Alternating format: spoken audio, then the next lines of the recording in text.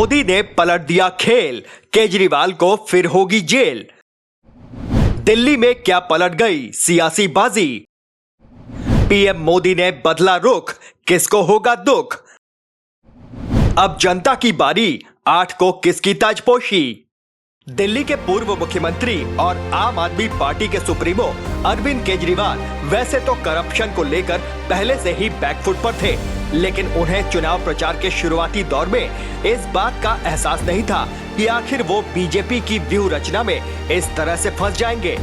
उन्हें इस बात का भी अंदाजा नहीं था कि प्रधानमंत्री नरेंद्र मोदी का एक वार दिल्ली में आपदा पर सबसे बड़ा प्रहार बन जाएगा।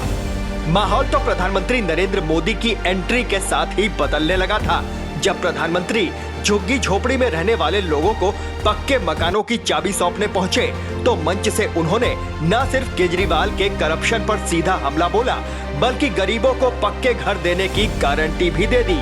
पीएम के शंखनाद से बीजेपी के नेताओं और कार्यकर्ताओं का हौसला बढ़ा और नतीजा ये हुआ कि दिल्ली की सड़कों और गलियों में केजरीवाल से उन वादों का हिसाब मांगा जाने लगा जो पिछले 10 सालों के दौरान उन्होंने दिल्ली की जनता से किए। बीजेपी की व्यूह रचना में कैसे फंसे केजरीवाल? केजरीवाल के प्रोपोगेंडा पर पीएम की गारंटी भारी। आपके वोट बैंक में सेंधमारी की बड़ी तैयारी। अरविंद केजरीवाल ने दिल्ली की जनता से पिछले 10 सालों के दौरान अनगिनत वादे किए, लेकिन पूरा नहीं किया। दिल्ली को पेरिस और लंदन जैसा बनाने का सपना तो दिखाया, लेकिन लोगों को पीने का साफ पानी भी मुहैया नहीं करा सके।